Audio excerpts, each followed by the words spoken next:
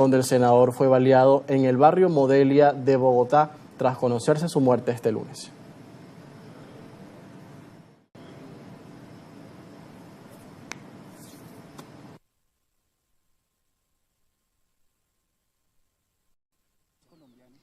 Hoy los colombianos sentimos tristeza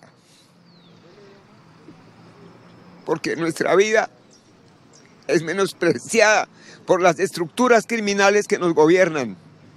No han apreciado lo que significa la vida de cada uno de nosotros. Lo siento yo como lo sentimos la mayoría de colombianos, la gran mayoría de colombianos, un dolor de patria. Un dolor de patria por esto lo que acabó de ocurrir. Teníamos una esperanza de que, que reviviera. El magnicidio contra el senador Miguel Uribe, que fue baleado en la cabeza por un adolescente de 14 años, despierta en Colombia el pedido de que se haga justicia por este nuevo crimen político en la historia del país. Miguel Uribe es el sexto candidato presidencial asesinado en los últimos 40 años en la nación neogranadina. Las pesquisas han permitido la captura de 6 personas con distintos roles en la operación, todos señalados por su participación logística o de coordinación. Entre ellos está Elder José Arteaga, alias El Costeño, identificado como el principal enlace entre autores materiales e intelectuales. También figura Catherine Martínez, alias Gabriela, quien entregó la pistola Glock 9 milímetros al menor. William González Cruz, alias El Viejo o El Hermano. Carlos Eduardo Mora, conductor del vehículo usado para entregar el arma. También Cristian González Ardila, motociclista encargado de extraer al sicario del barrio Modelia, y el propio adolescente que disparó. Las autoridades han detectado conexiones entre ese grupo de personas y el departamento de Caquetá, ubicado al sur de Bogotá. Se sospecha que detrás del crimen estaría una estructura de la Segunda Marquetalia, disidencia de las extintas FARC, liderada por alias Iván Márquez, aunque todavía no existe confirmación judicial. La Fiscalía mantiene reservas sobre el avance del caso, mientras la policía asegura que todavía faltan al menos 2 capturas clave. El gobierno ofrece una recompensa por información que conduzca a los autores intelectuales del crimen. Ninguno de los detenidos ha confesado quién dio la orden, y la línea de tiempo trazada por los investigadores aún busca esclarecer el verdadero origen de la orden del asesinato. Y como novedad, este lunes el ministro de Defensa de Colombia, Pedro Sánchez, confirmó que alias Zarco Aldinever, cabecilla de la Segunda Marquetalia, fue abatido por el ELN en un enfrentamiento cerca de la frontera colombo-venezolana. El ministro aseguró que ese hecho ocurrió específicamente en territorio venezolano. El disidente de las FARC era señalado como uno de los autores materiales del magnicidio contra el precandidato presidencial Miguel Uribe Turbay, quien murió este lunes tras 2 meses hospitalizado. Según Sánchez, el crimen se originó por una disputa de narcotráfico, luego de que miembros de ambos grupos se robaran un cargamento de cocaína, lo que desató una pugna entre carteles. El ministro destacó que la Segunda Marquetalia está fracturada y carece de objetivos políticos, reforzando el carácter criminal de sus acciones. La muerte de alias Zarco se produce días después de que la Fiscalía reactivara órdenes de captura contra cabecillas que fungían como negociadores de paz. Amigos, son las 6:44 minutos en Caracas, 5:44 en Bogotá. Vamos hasta la capital colombiana para conectarnos con nuestro primer invitado esta mañana, Manuel Camilo González, quien nos va a ayudar a entender el contexto político y social que se vive en este momento en Colombia tras el fallecimiento del senador y aspirante presidencial Miguel Uribe Turbay. Buenos días, estimado, ¿cómo está? Buenos días, estimado José, muchas gracias por la invitación. Gracias a usted por acompañarnos y por conectarse con nosotros. ¿Cuál es el impacto que deja ya la confirmación de la muerte de Miguel Uribe Turbay tras estos largos 2 meses que parecían eternos, en los que el senador luchó por su vida después de este grave atentado cometido el pasado 7 de junio? Bueno, yo creo que la consecuencia más evidente y tal vez la más confirmada es que ciertamente la polarización no va a cesar. Ciertamente, de alguna forma, este evento muy dramático para la familia de Miguel Uribe Turbay, pues ciertamente no representa los anhelos de reconciliación y tal vez de diálogo entre partes.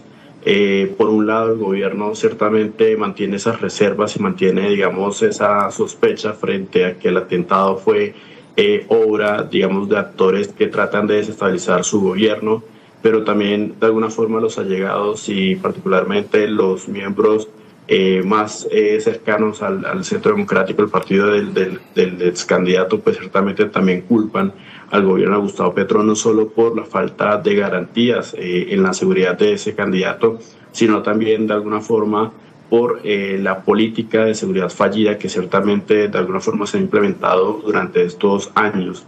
Ya van 97 miembros de, digamos, de liderazgos sociales que en Colombia pues han asesinado y pues de alguna forma eso también se suma un poco al evento principal y tal vez al suceso principal que es la muerte de un precandidato presidencial. Entonces yo creo que la polarización por lado y lado no va a cesar, va a ser capitalizable electoralmente y seguramente ya de alguna forma con esto se abre de una manera un poco dramática, triste de alguna forma la contienda electoral de 2026. Manuel, ¿cómo se analiza la respuesta del presidente Gustavo Petro, su reacción inmediata tras este acontecimiento tan lamentable? Su trino, como ustedes le dicen, llegó a las 11 de la mañana, hora colombiana, de este lunes. Expresó su sentido pésame a la familia del senador Miguel Uribe Turbay y a las y los colombianos. La vida está por encima de cualquier ideología. Esa es una de las frases que más citan los medios colombianos hasta ahora. Sin embargo, se pronunció mucho después que lo hicieran las principales figuras políticas del país. ¿Qué quiere decir eso?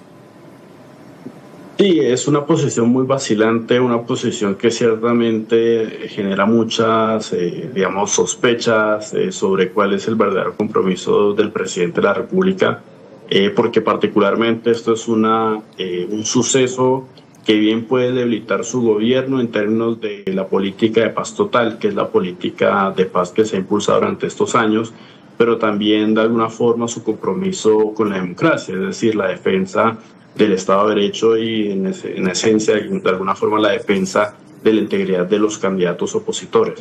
Entonces, en ese sentido, creo yo que la posición del presidente ha sido vacilante, incluso ha sido contradictoria.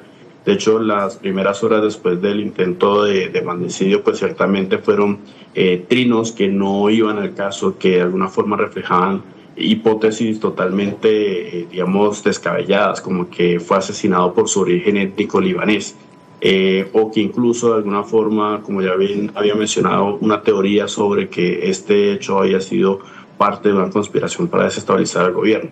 Entonces, ciertamente no es la posición de un jefe de Estado que ciertamente representa la unidad de la nación según la Constitución colombiana, y es mucho más la posición reservada, incluso callada, de un dirigente político que pues busca cómo refugiarse un poco ante los efectos negativos que pueda tener este suceso. Con esto, ¿cómo se colocan de relieve en este momento los discursos de odio en Colombia, sobre todo en la política?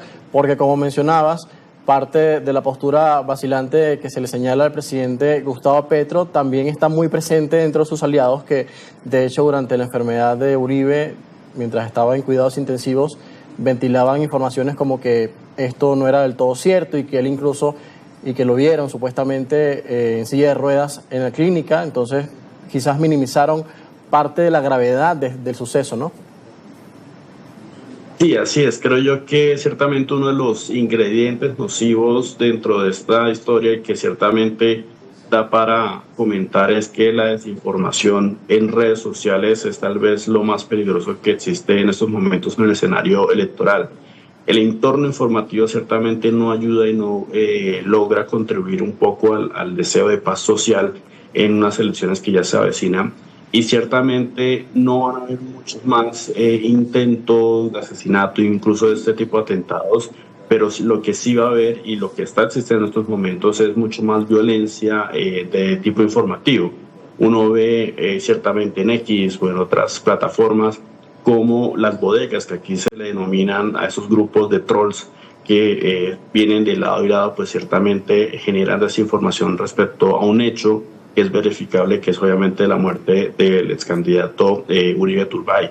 Entonces, ciertamente creo yo que más allá de las, balas o los atentados, ciertamente lo que le hace más daño al entorno informativo de las elecciones es esa desinformación que ciertamente se ha generado desde las dos partes de la polarización, desde el gobierno, pero también desde sus opositores. Y eso ciertamente es lo que termina incluso incitando a la acción. Entonces, lo que veremos, desafortunadamente, es más incidencia de estas bodegas y ciertamente más polarización con cada paso que se avance hacia el inicio de la campaña electoral.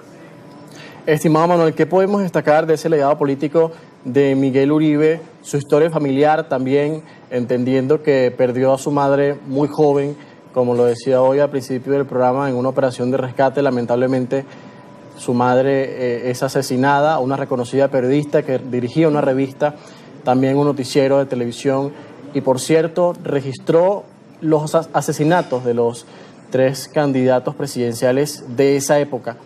¿Cómo queda ahora la historia de política de Colombia con este acontecimiento que revive esa etapa tan oscura? Sí, es un infortunio personal para la familia Uribe Turbay. Ciertamente, como bien lo mencionabas, pues una serie de hechos dramáticos pues han cubierto, digamos, un poco la experiencia de vida de esta familia. Hay que decir que ciertamente la violencia que estamos viendo no considero yo que vaya a repetirse como en la década de los 80, de los 90. Aquí hay varias diferencias. Primero, que no sabemos con total claridad quiénes son, digamos, los autores intelectuales del magnicidio. Ciertamente en los años 80 y 90 uno podría apuntar obviamente a los responsables, que eran los cárteles de la droga. Y en segunda medida, ciertamente hay que decir que, este magnicidio, pues obviamente está, enmarcado mucho más en términos más políticos, es decir, ciertamente la polarización y en su momento lo que sucedió con el decretazo, pues también motivaron mucho, esa discusión pública en la que desafortunadamente, pues Uribe Turbay terminó siendo baleado. Entonces, creo yo que algo muy importante que hay que resaltar es que ciertamente Colombia no va a volver a esas décadas en donde veíamos ese tipo de atentados, pero sí subsiste de alguna forma una violencia en lo regional, es decir, en los campos, en los municipios, en las ciudades más pequeñas, en las cuales pues obviamente muchas veces los medios no dan mucha cobertura. Entonces ciertamente hay que mantener esa idea muy presente de que no vamos a regresar a ese tipo de violencia, pero la violencia subsiste mucho más en el ámbito local que en el ámbito nacional. ¿Qué queda ahora para el resto de los precandidatos presidenciales y de los candidatos que vayan a esa contienda presidencial el próximo año? Porque si bien es cierto, esto es un hecho que lamentan muchos colombianos y que enluta en este momento toda la población, pero también, bueno, la vida va a continuar. La política también lo va a hacer y son varios los candidatos que quieren llegar a esa contienda el próximo año. ¿Qué garantías se van a dar para esto, entendiendo la dificultad social y también el riesgo que corren muchos al ejercer su vida política cuando salgan a las calles a encontrarse con la gente y a cautivar a las personas para buscar votos, ¿no? Sí, ciertamente, esto es un hecho, como bien mencionaba, que es capitalizable políticamente. Creo que el principal, afectado, ya sea en términos positivos o negativos, pues obviamente es el Centro Democrático, que después obviamente donde era miembro Uribe Turbay. Y ciertamente yo creo que estos meses, lo que es julio y agosto, pues no han sido meses muy fáciles para ese partido. No solamente tenemos obviamente la muerte de uno de sus precandidatos, sino también la condena contra el expresidente Álvaro Uribe, que pues obviamente es el líder natural de esa colectividad. Entonces, en ese sentido, creo yo que este hecho puede incluso ser un revulsivo para este partido, que pues obviamente viene de capa caída con este juicio que se le ha hecho al expresidente, y ciertamente puede marcar incluso su propuesta programática en términos de seguridad, que ha sido de alguna forma uno de sus temas, más fuertes, que de alguna forma siempre ha colocado sobre la agenda política. Entonces, en ese sentido, creo yo que incluso a partir de esta crisis que ha tenido el partido y sobre todo la última, que es la muerte de un precandidato, pues se puede reunir y se puede haber una cohesión programática importante para la cual pues el Centro Democrático debe estar preparado. Seguramente llamarán a primarias lo más pronto posible para obviamente lograr aprovechar un poco el momento político que se vive con esta noticia y lograr pues obviamente concitar más el apoyo de la ciudadanía, obviamente después de lo que había comentado sobre el fallo condenatorio contra el expresidente Uribe, que pues obviamente golpeó mucho la imagen de ese partido.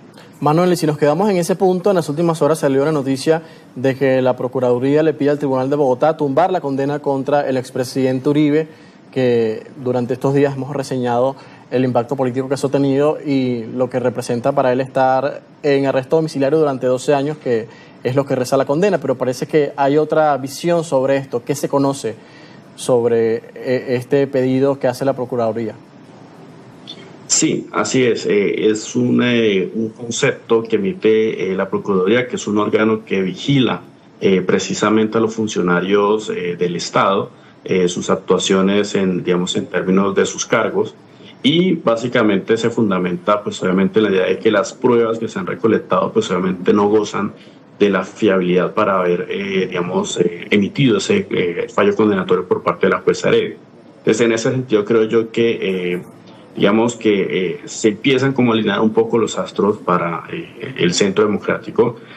Obviamente todo está por verse porque ahorita en octubre es el fallo de segunda instancia, el definitivo, y seguramente pues este concepto puede tener cierto impacto no solo en términos judiciales, es decir, en la posibilidad de que se reverse la condena, sino incluso en términos políticos, porque ciertamente hay que decirlo, el gobierno de Gustavo Petro ha sido un gobierno que ha sido muy conflictivo con las ramas del poder público, no solamente con el Congreso, sino también con las Cortes y también con los órganos de control, y seguramente esto también le dará un aire de oxígeno al gobierno para buscar cierto frente de batalla electoral, obviamente apelando a la idea de que los poderes del Estado están cooptados por los partidos tradicionales, por la élite tradicional, y que pues eso obviamente no debe, suceder.